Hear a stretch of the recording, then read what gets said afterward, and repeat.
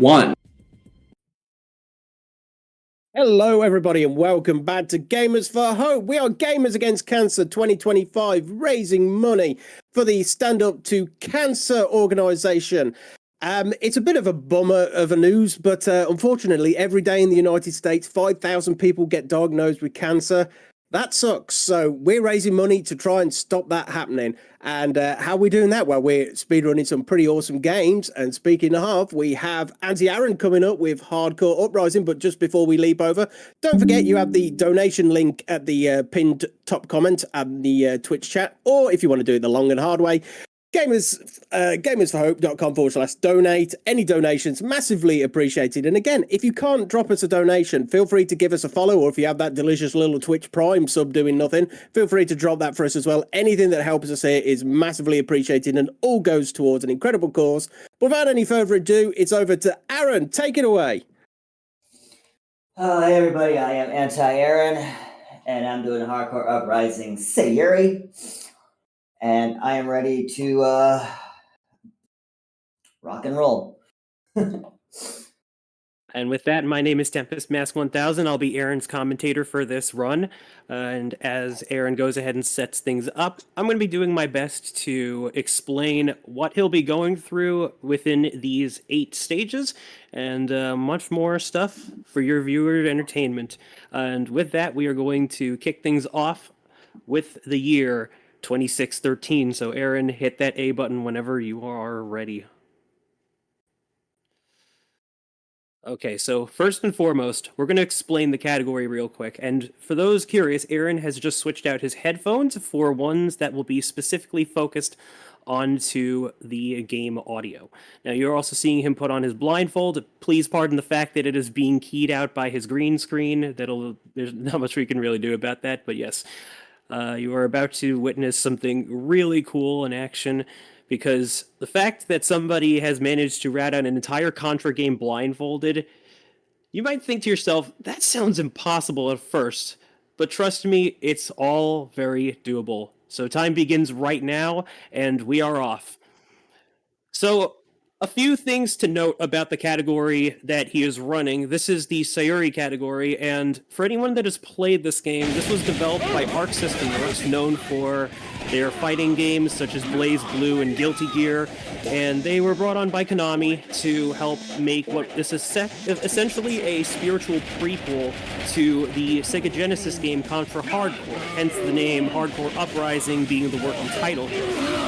In a way, this is also meant to be seen as something of a standalone, so whether or not this game is officially a part of the canon timeline has yet to officially be confirmed, per se.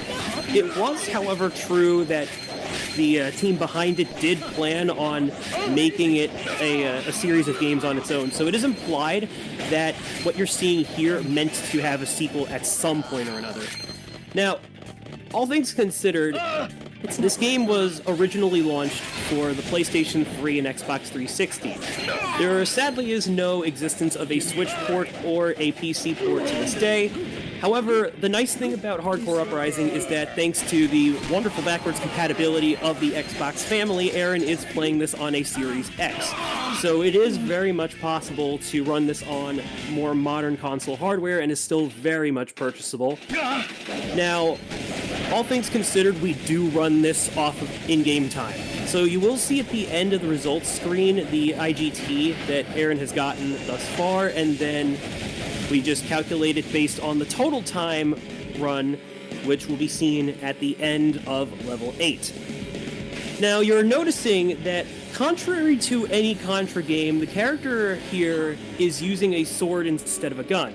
And that's what makes Sayuri not only, well, for starters, one of a few DLC characters, but also just the easiest character to run, bar none, easily the most popular at that. She has what we call, well, we're doing this off of Rising mode, and this is what the story mode per se of the game is, as you just saw Aaron take care of the Lotus Worm, easy peasy. We're going to talk real quick about what Rising mode constitutes. So, when you get the game, you are earning what's called core points. And this is usually done by beating enemies Usually you gotta grind for them, and each character has a set of upgrades that you can use your core points to purchase. And so Aaron is running this off of a fully upgraded Sayuri. She has, well, she has most of what the other characters can buy, but not everything that, not every upgrade is exactly the same because everyone else does run off of a gun. So because of that, we can't really switch our weapons. You know, there's no spread shot to be found here, there's no laser gun, and unfortunate. Now, the good news is that by missing that helicopter jump, it's not game over instantly. The game automatically puts you up onto the helicopter legs the moment, like, it detects that you still have a life to go.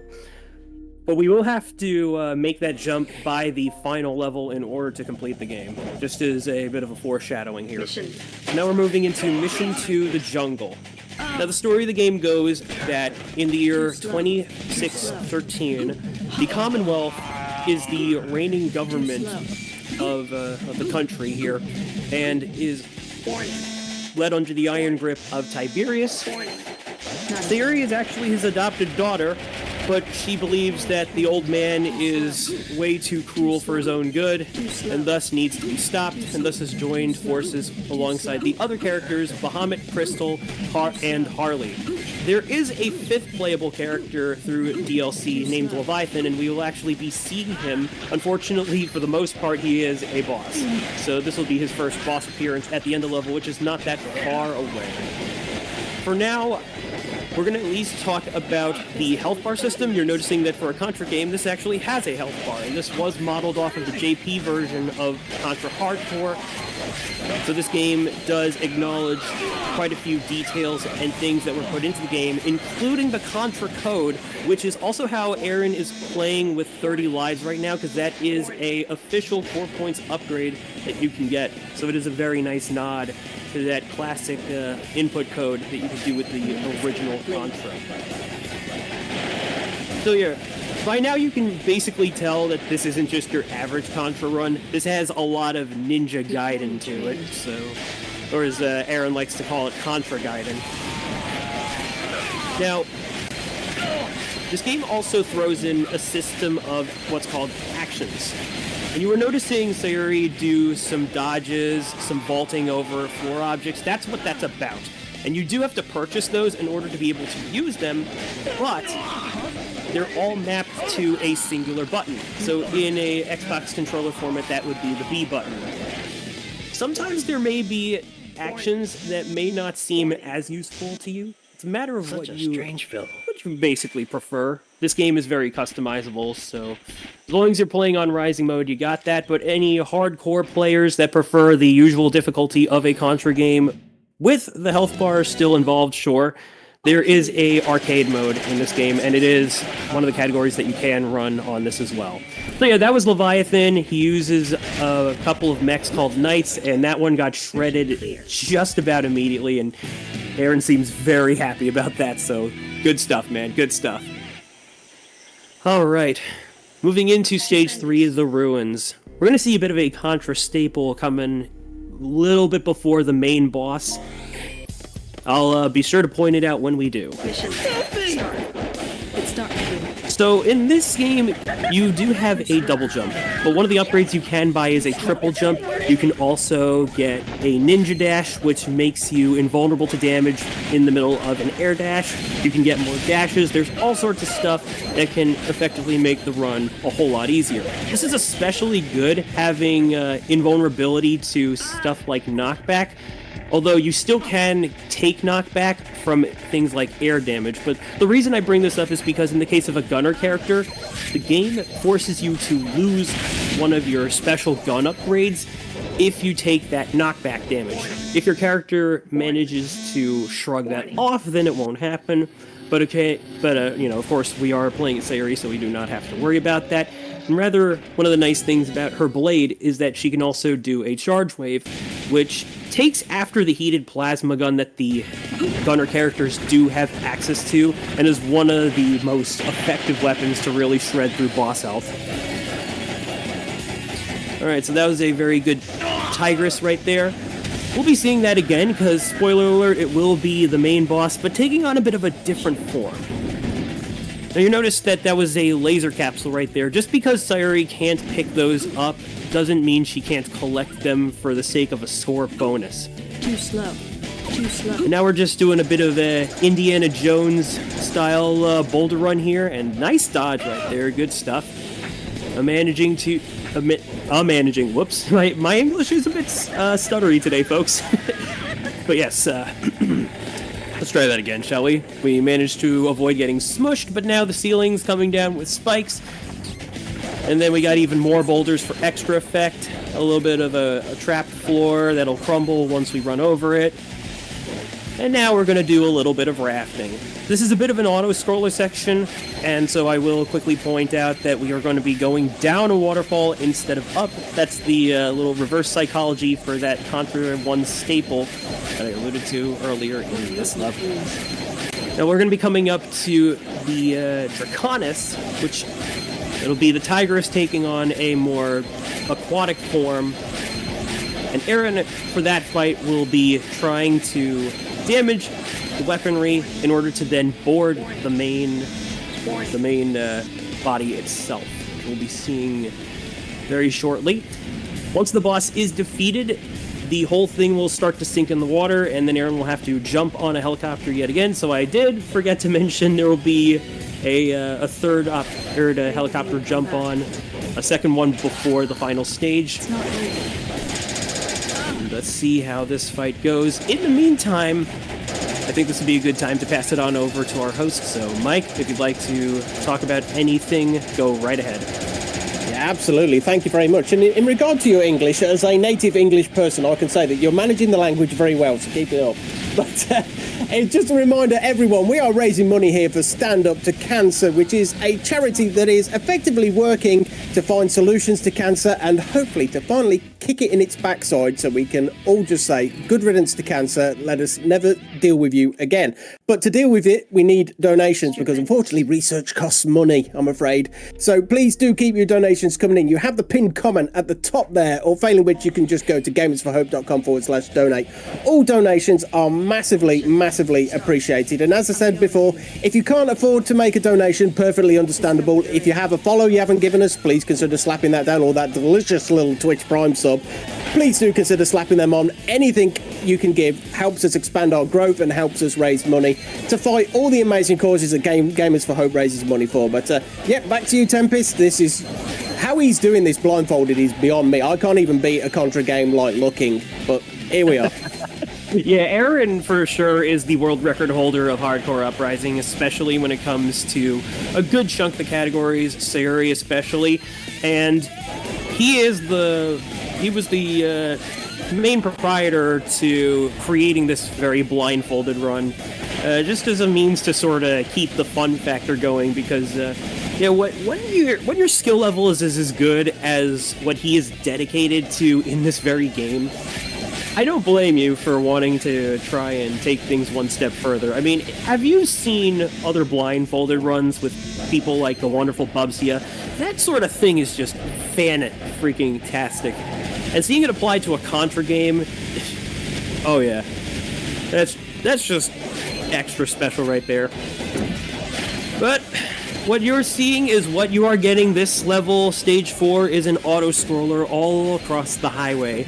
So therefore, the objective is to kill the animals. Nah, joking aside, the first boss that we saw right there was a bit of potential pain when it comes to letting it get its attacks in.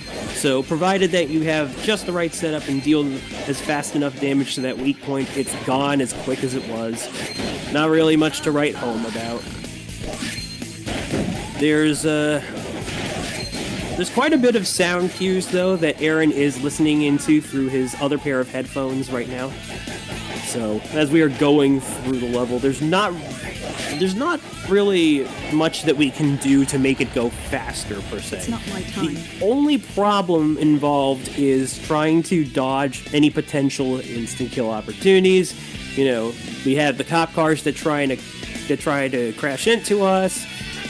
I mean, there's really just all sorts of dangerous things sporadically going on, just like that right there. It's the wackiness of Hardcore Uprising. If there's one thing that I very much applaud, it does the crazy combat so well.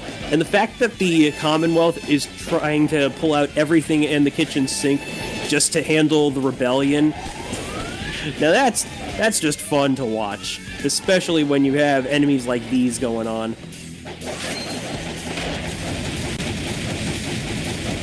There will be another boss that Aaron will have to fight coming up. We'll see how that one goes. Again, it's another case of try to slash the weak point as fast as you possibly can, and then have things hopefully go lickety-split, I guess. Trying to come up with on-the-spot fast phrases, per se. Let's try and jam out a little bit to this music a little bit. I'm just gonna silence myself for a bit, let y'all enjoy this.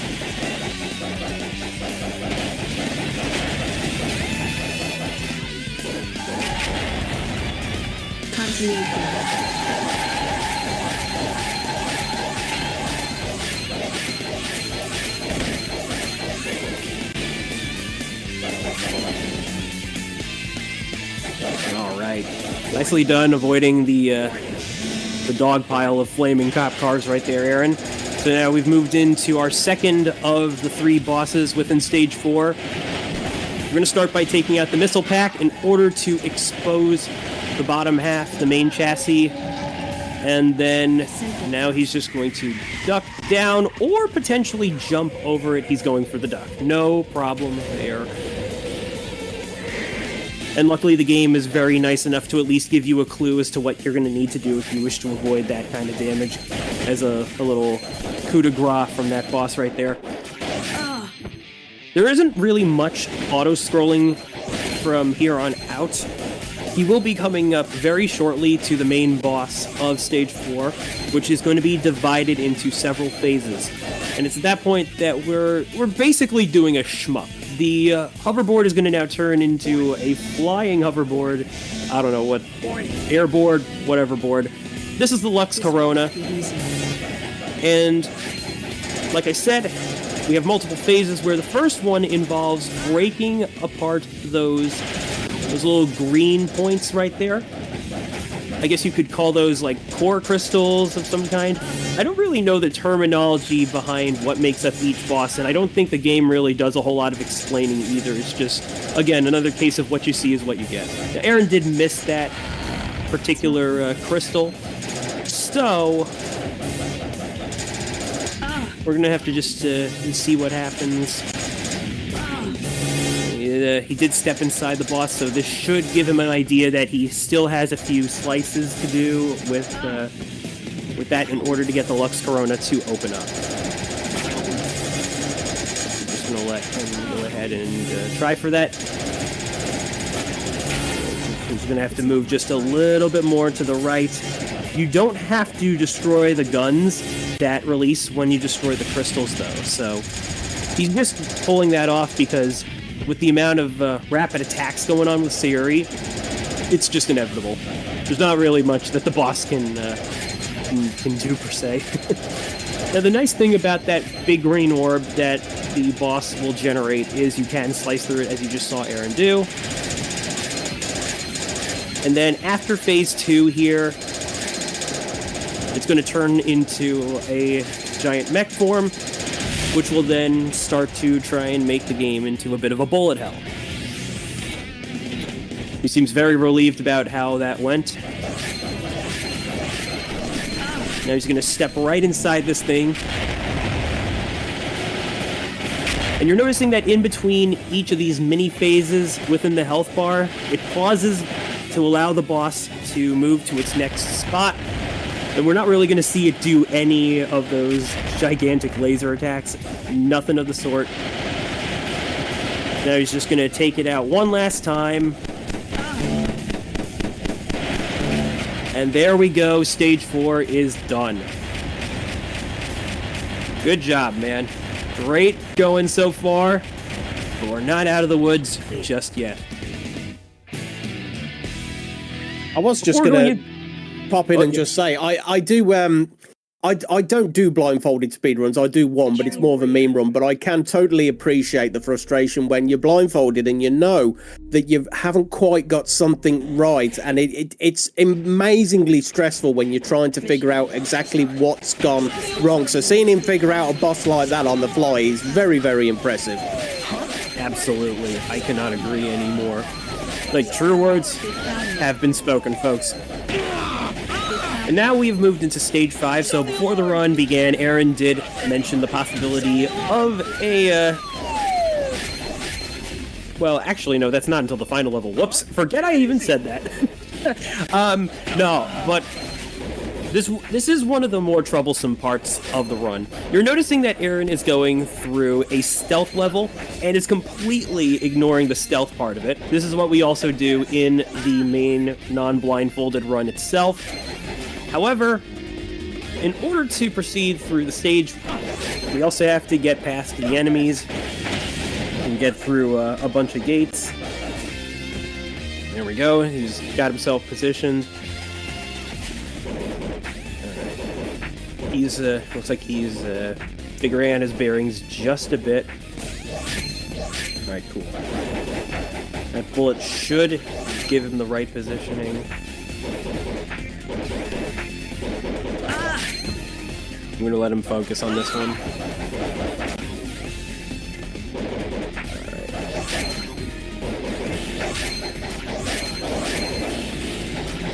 Alright. Okay, there we go. So now that we've gotten through all the gates, we have to make our way further down into what'll be our first mini-boss. Now, it is possible to sneak through all of those enemies. In a bit of a nod to Metal Gear, you can hide inside some cardboard boxes. I don't think I've ever given myself the chance to see what it's like to get a full completion on stealth, but if I had to make an assumption, the game might award you for an achievement. If someone who has played the game and has done exactly that is willing to confirm it for me, thank you for doing so. If not, oh well. But it's still a very interesting idea thrown into something you probably don't expect out of Contra whatsoever. I would also like to give a shout out to the developers of Way Forward, who did make the most recent game, Operation Galaga, which is yet another remake of the first Contra, but also taking into heart a lot of aspects from the other games, this one included. And I've heard nothing but wonderful things about it, so hopefully I'll be able to try it for myself. For now, though, you're noticing this boss immediately going into its phase.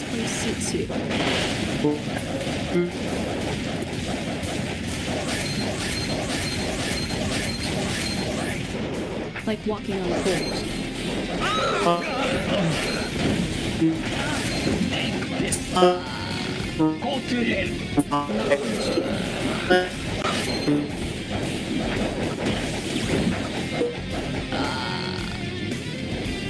It's not my time. It's not my time.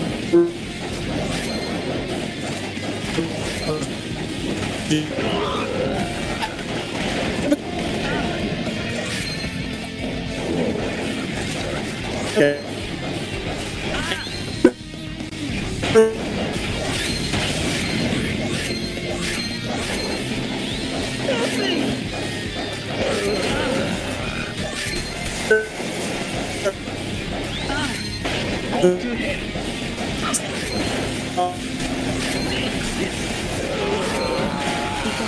Spirits. Please, help me get out of here.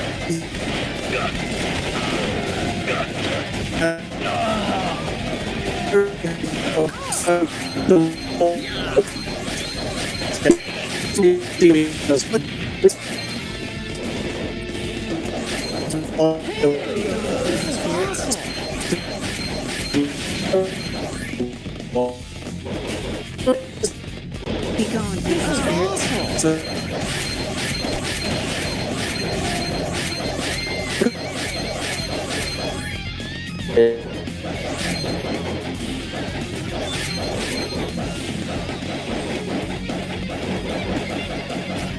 This is awful.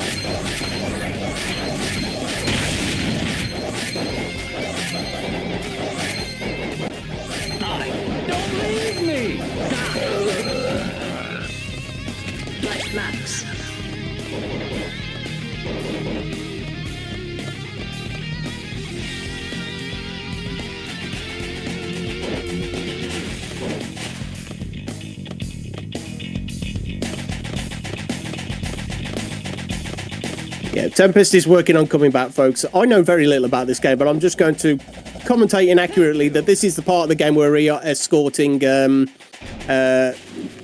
from Metal Gear Solid somewhere, I guess. Yeah. Warning. All right, there we go. Warning. I swear, technical difficulties come at the worst possible times, and it seems that Discord wanted to sabotage me. How could you? All right. Well, luckily, it seems like I won't really have to do the explaining of the escort mission, because, yeah. But we did manage to get one Dr. Geo Mandrake out of this facility. A bit of a turncoat scientist from the Commonwealth who wants his research to be put into better use and so on and so forth. May or may not be the same Dr. Geo Mandrake that ends up betraying us in Contra Hardcore later on. I don't know. The developer team never really confirmed nor denied that per se, so we'll just assume he's a good guy for now, just as he is here. And folks, it's not a Contra game without some kind of alien. The Celestial Imperator is very much scratching that itch right here. You notice those two mechanical arms that Aaron had to go through in order to be able to take on the main body, which we are nearly done taking care of. He's just completely focusing his slashes upwards. And just like that, this thing is as good as gone. I was trying to come up with something witty, but Mission cleared. I did not want to go a touch too far. For some reason, that thing looks very alien-like and very infant-like. I get the feeling like Contra has a tendency to appreciate, I want to say either body horror or something or another. I mean, it's Konami. It's a Konami franchise. If anyone has played Gradius, you'd probably know a thing or two about that as well. By a Contra franchise, I presume you mean that they've been ignoring it for 20 years. I mean, like I said, we did get Operation Galaga, which I did try to shout out. I'm not sure if that managed to get through before Discord started acting up on me, but in case it didn't, once more shout out to WayForward, who did develop that particular game and did take a lot of cues from all sorts of Contra games, this one included. And now with that in mind, we are on our next of the auto-scroller levels. This will be our last full auto-scroller level. There will still be some auto-scrolling to do in level 8, but after that, we would be done with all that. And folks, I like trains. Shout out to Tom's Ska. If you know, you know. Seems like the connection is still acting a bit funky though on my end, so if by any chance I sound a bit gargly, I do apologize in advance, or robotic in any kind. I guess GLaDOS, as someone in chat had already said. Well, if it's alright, can I just hop in for a minute or so? Absolutely, go right ahead. Yeah, I just want to remind people of the runs coming up. Not that this run isn't amazing, and you wouldn't want to be thinking about somebody else. This run is absolutely incredible to see somebody do Contra Blindfolded, but just a quick reminder of what we've got coming up. In about half an hour, we have Viper UK with Monsters Inc. Scare Island. About an hour after that, I'm not going to give you times because I'm just seeing this in UK times, and I'm not even going to attempt to tell you all of the localizations. But yeah, in about half an hour, we have Monsters Inc. Scare Island from Viper UK.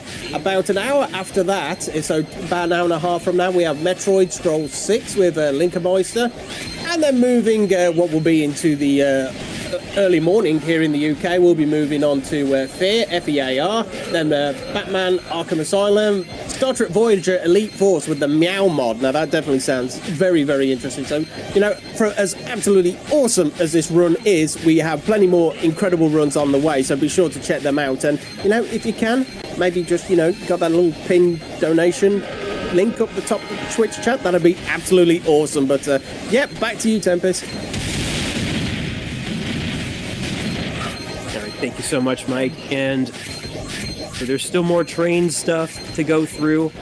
There will be some mini bosses to go through as well.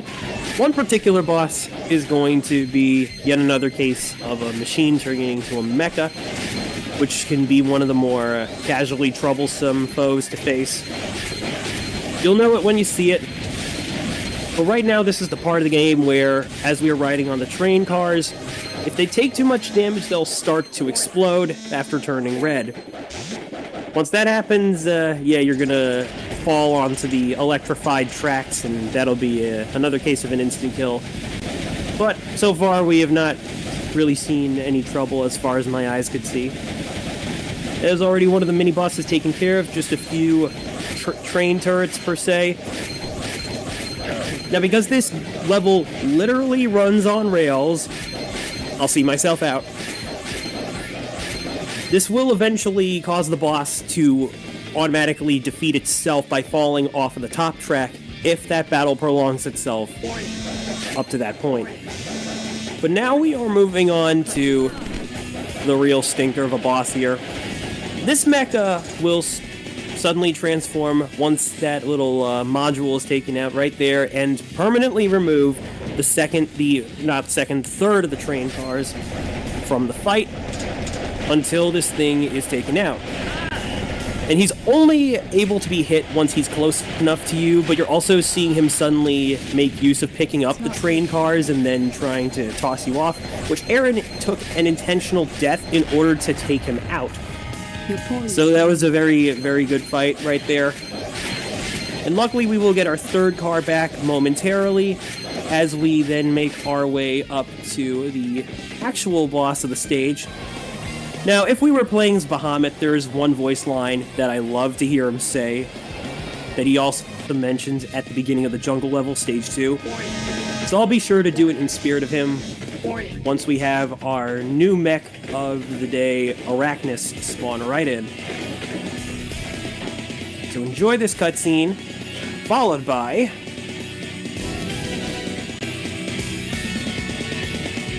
I hate spiders.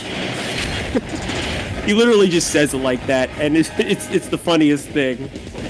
And I said Arachnus, I meant to say Arachne. Thank you for the correction, game. So now that we've taken out the front two legs, you do have to watch that little cutscene where the game shows the thing transforming into a bit more of an offensive mode, and then has that laser cannon fired off to completely annihilate that train, and then you just got to take it out with that weak point right there. So stage 6 is done, only 2 more levels to go, and now it is back into the main action right after this. You're poorly trained. At this rate, we have taken the rebellion all the way up to the Commonwealth's main base, so here we will be meeting Tiberius at some point in the stage, but we'll also be reunited with Leviathan.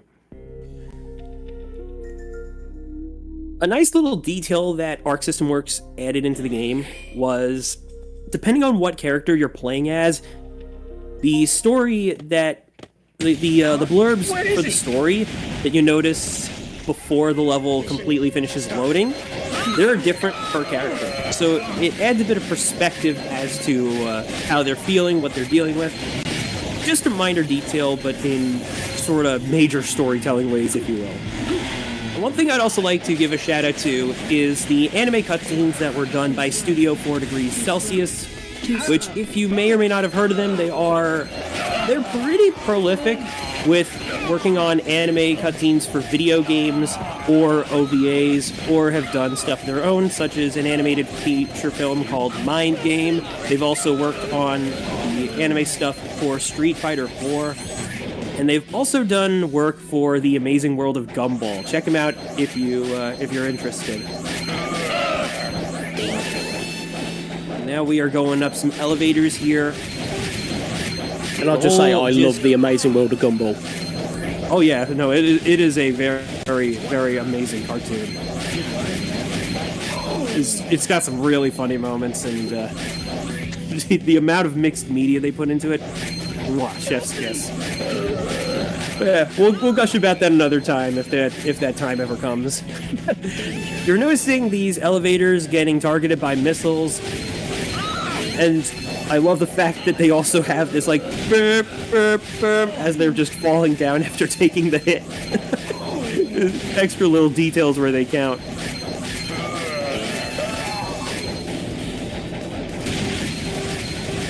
So once we get out of the elevator sequence, we're going to be doing some climbing, through the side of the tower, and this is where a few nice discoveries will come into play. Particularly, some of our fellow runners are the Phantomire and Slurpee Ninja. If you've heard of them, shoutouts to them. And I believe it was Phantomire that had discovered that you can completely skip out on a certain enemy spawn within the stage, particularly some helicopters of the Commonwealth that the game forces you to deal with in order to keep climbing up, and there are 2 of those. How you do so is you position yourself right at the safest point that you possibly can, fall down into the death pit, which, by the way, the camera does keep up with you, so you can't go back down, otherwise the game will just take a life from you. But we're going to be doing that intentionally. Or, actually, looks like maybe not. I kind of forgot that I think the Blindfolded run... Yeah, the Blindfolded run does have to kill the copters. Never mind. Right, I'm the one who has the notes, folks.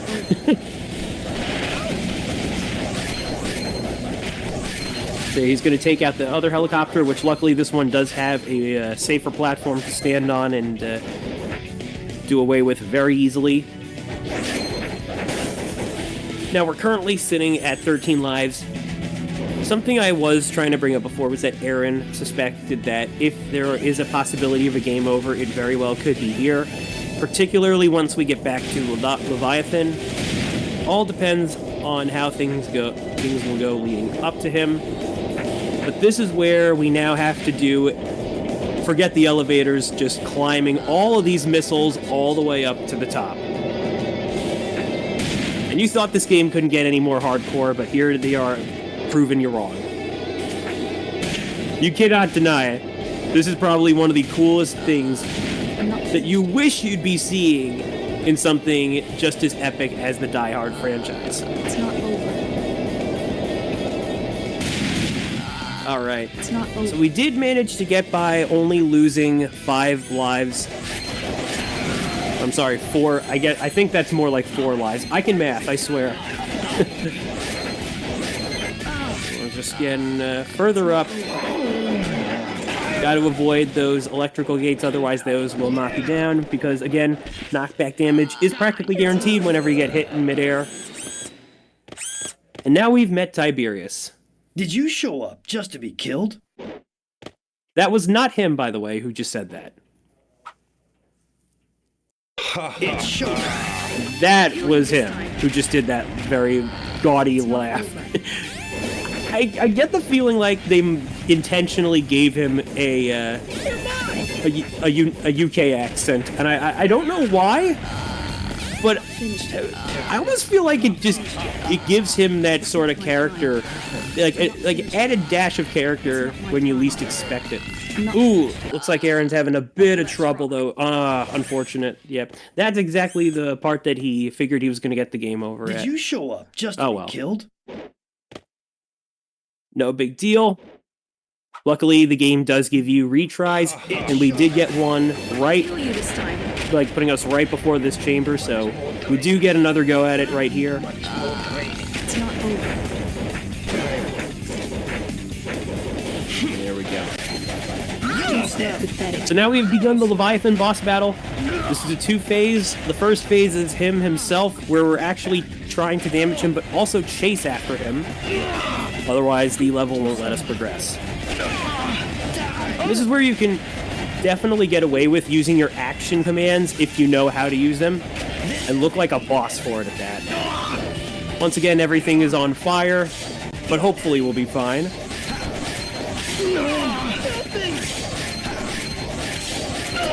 A little further out. Okay, Leviathan is now at half health. Oh, now we're going from jumping off of missiles to jumping off of umbrellas. Perhaps not as epic. Obviously, no doubt one of the reasons why he's completely avoiding them entirely.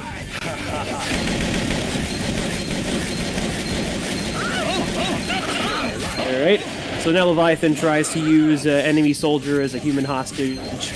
Obviously not going to work on us. And down he goes. I'll save my victory for later. Now, he says he's going to save his victory for later, but in fact, he's going to try to get his victory right now. With yet another night mech. So now we got the Night Lunatic. Was it? Game, help me out here. Thank you, Night Lunata. This will be challenging. He's gonna try and swing a giant sword because I guess he's a big fan of anime and likes Berserk. So trying to get his inner guts going, but to no avail.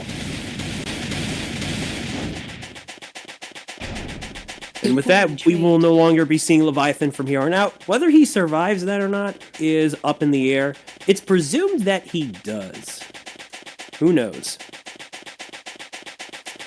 But right now, we've got one more boss to deal with here in Stage 7. I won't let you escape. And this is where we got another casual stinker right here. Folks, if you like dogs, I assure you this is not one that you wish to take home with you. Say hello to Cerberus. Okay. It doesn't even have 4 legs. This thing is just a nightmare to deal with, though. And part of it, too, is because the weak point is the underbelly. And yet this thing also wants to try and come down on you. So thankfully, one of the big hacks that we get off of using Sayuri's sword is being able to aim it downward, and therefore makes it much less of a problem than it has to be. But if you're playing as a gunner character, you want to make sure you can shoot at it with something that can phase through solid objects, because otherwise you're going to have a much slower time taking out this thing. Stupendous. Alright, folks. One more level to go. And now we're going to be chasing after Tiberius onto his airship. Unforgivable. I'm just waiting for her to say a thing or two. I guess she doesn't really say a second thing, unlike Bahamut. Oh well. We are now on our final auto-scroller of the game, so for now we're going to just go ahead and pass it on over to our host. If you'd like to say anything, Mike, go right ahead. Yes, absolutely. I'd just like to remind everyone we are raising money here at Gamers for Hope, Gamers Against Cancer 2025, as the name may suggest, for the Stand Up to Cancer organisation. If you want to donate, you have the pinned comment at the top, or if you like doing it the hard way, we have gamersforhope.com/donate. If you are not in a position to actually donate money, if you have a follow that you haven't dropped on us yet, or that delicious, scrumptious little Twitch Prime sub, feel free to drop that on us. Anything you can do helps us massively. And just a quick reminder as well as what we've coming up in the very near future, within I'd say probably the next half hour, we have Viper UK with Monsters Inc, and then after that we have Linkermeister with Metroid Scrolls 6, and then moving in the UK into the morning we have Fear, FEAR, Batman Arkham Asylum, Star Trek Voyager, Midnight Mayhem, which may kind of be in midnight, I suppose, if you're in New York, but either way, got some amazing runs coming up. But remember, we are here to raise money. You have the pinned comment at the top. If you can donate, please do. It's an incredible cause. But back to you, Tempest. So I did forget to make a quick shout out to the only Joey, Bikermeister Mars, as Aaron was going through the air, flying off that bike and right on to the battleship, the main deck, where we are now infiltrating inside this darn thing. Everything is out to kill you here. You've got electrical floors. We've got an entire stage based on the top of the ship that just tries to come crushing down on you. We've got giant laser cannons, missiles that we also have to climb in order to do some platforming. And Aaron should be able to get himself off momentarily. Just has to do a little bit of platforming recognition. There we go. All right. So now we're going to continue. I don't think the missile cycle is going to line up all that well, though. He did manage to get past that first gap. But now we've got a huge one coming up. Not finished yet. Okay, there we go. Luckily, the game did play a little bit nicely on that last one. The moment he respawned, he clung on to one automatically.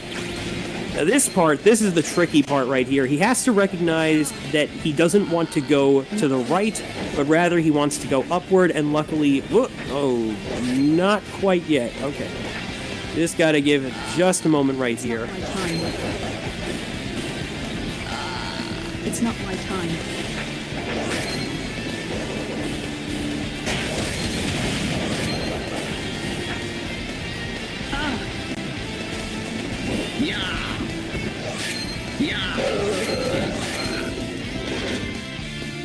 All right, there we go. Nicely done.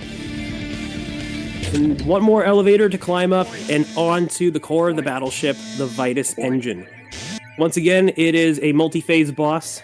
You'll start things off with a bunch of eye-like orbitars that will shoot lasers at you, or shocking projectiles, I suppose. So we do have to go from side to side, because you're noticing that he took out the left one, but the right one is still doing that joint attack. So that cannot be interrupted until both of those things are taken out. And luckily they will get shredded like paper mache the moment that a projectile makes contact, so we can totally long range it here. But you're noticing that those convenient dotted lines, those act as border reminders, because the moment you go past them, your character will start to fall off the battlefield. After all 6 of those are taken care of, we'll then have to destroy all the pillars that will start to open and close, and then finally we move on to the main engine itself, which will start coming left and right and rolling around like a bowling ball. Pretty simple as that, but it seems like the orbitars are doing a horrible job giving Aaron a proper pattern to slice and dice.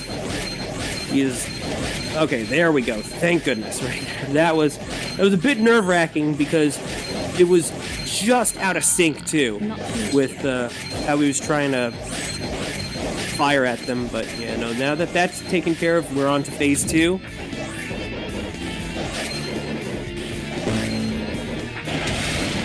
Alright, so like I said, destroy all those pillars. It's not over.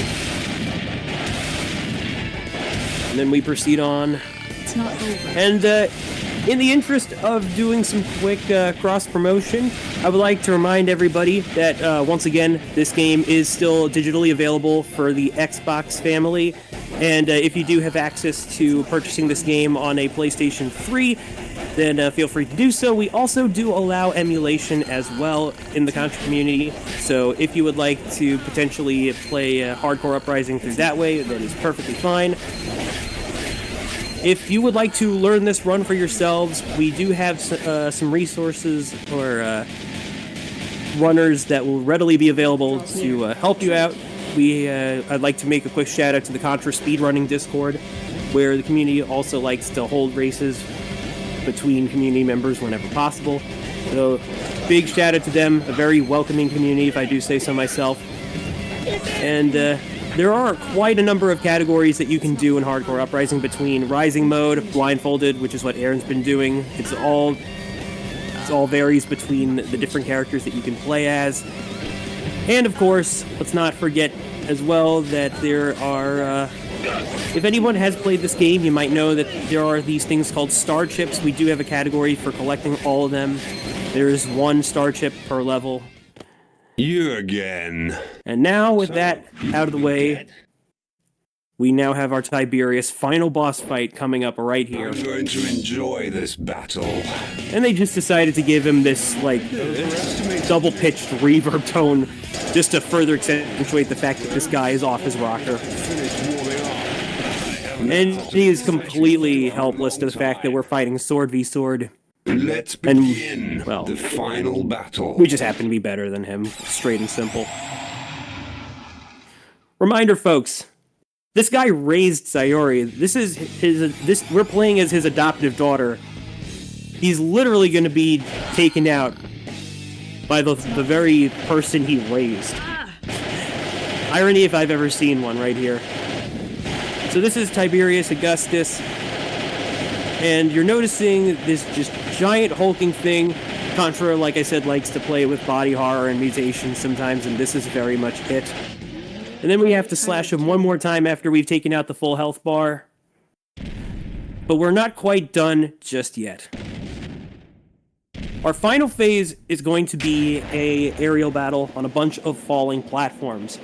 And how it'll work is the final form of Tiberius will be going from either left, right, or potentially attack from the background. We just want to get as much damage in as possible. The thing is, Aaron doesn't exactly have the ability to see the falling platforms. He has to move around in order to find them and find the boss itself. So we're going to hope for the best that this all works out. By the way, quick note that during Phase 2, he was slashing and counting for the 8th chug in order to time when the foot stomp and arm attack happens, which he wouldn't otherwise be able to hear. Alright, so far looking good. We're already down to half his health. However, we're looking very dicey here, because you're noticing he is on his final life. And once Tiberius is done, which now he is, Aaron still has to get to the helicopter. Oh, that's not looking good. Okay, hope. No! Oh, that's unfortunate. Let's rock. Alright, well... I'm so sorry, man. Okay. We're just gonna have to do this rodeo one last time, then. So the second verse will be the same as the first. To give you a bit of clarity, the only thing he had to do was survive until the helicopter arrived, and then he had to land on it. But on one life, that would have been very tough to pull. So honestly, I don't blame him for the fact... I don't blame the fact that it just happened. He managed to come out of a tougher spot earlier in the level. It did cost him some lives. But man, that is unfortunate. Still... Well, looking at the webcam, he doesn't seem to mind, or either that he's just completely broken. It's one or the other. Let's begin the final battle. All right, I think I can see laughter though. There's definitely it's got to be a little bit of both. I feel that so hard. All right, back to Tiberius Augustus. So like I said earlier, 8th chug until the foot stomp and arm attack happens. Which already did. You can grab onto the arm in order to avoid the flamethrower attack. And then he's gonna get stunned before you have to hit him one last time. I get tired of killing as well, Sayori. That's too true.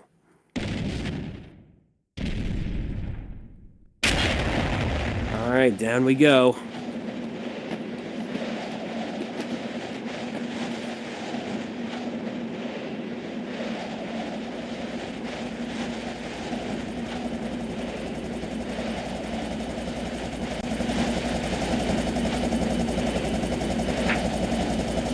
By the way, I'm still here. I needed to give my voice a break after all that. Alright, so now we still have a bunch of lives to work with here, so hopefully as we get through this final fight against Tiberius Invictus, we should be okay. God willing. Heaven or hell, let's rock.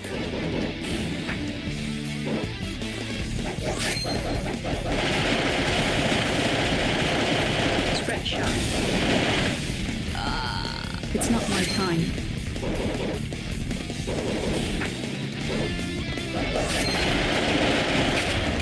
Alright, down goes Tiberius. Once more, Aaron has to wait for the helicopter to spawn, and then the moment that he jumps onto the helicopter legs, that'll be time. Folks, I'd like to officially let you know that if you'd like to give our runner a follow, it's AntiAaron on twitch.tv. Please be sure to do so if you want to see him continue to run this game, as well as a few others that he's devoted his time and efforts to.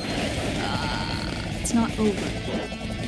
And that isn't quite it yet. Give him just a few more tries and that should be it. Nope. It's not over.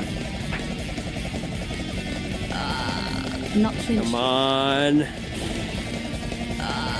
It's not Too over. much to the right. And, Not close. Come on. It's not over. We still have 19 lives to burn through. We can do this.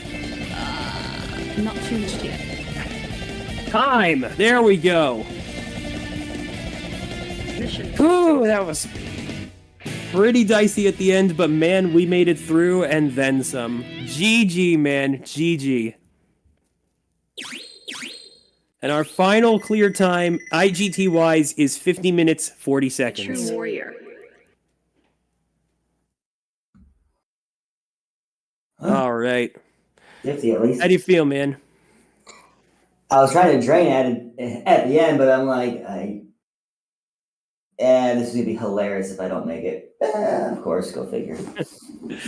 I'm so sorry that happened to you, but you managed. No, that's the hilarious part about it. I was like, he's trying to drain him. Then he's like, he might have enough. No, he doesn't. All right. Well, all things considered, I'm going to let you do all your shout-outs. But real quick, if anyone would like to once more go ahead and join the Contra Speedrun community, check out our Discord. You can find the links on the SRC leaderboards. My name is Tempest Mask 1000. If you want to follow me on Twitch, YouTube, or whatever you fancy, go right ahead. Aaron, take us home, and thank you for having us. Yep, and I'm AntiAaron, and you can follow me on Twitch at AntiAaron. All one word. And you can find me on the Contra Discord. And as you can see, this game can be played by anybody, even if you're blind. So have fun, everybody. Have a good weekend, and hope to raise a lot of money. Okay, awesome. Thank you for that run. Thank you to Tempest Mass for that incredible commentary. And of course, thank you to AntiAaron for that absolutely amazing run. That was quite something to behold with the blindfold. So yeah, achieving things in Contra I couldn't do with perfect 2020 vision. But we are going to take a quick break. It is the end of my hosting shift. I'm going to be handing things over to Dino95HD, but don't go too far. We've got Monsters Inc. Scare Island coming up with Viper UK. So don't go too far. We'll be back with you in the very near future. But for now, I will say ta-ta.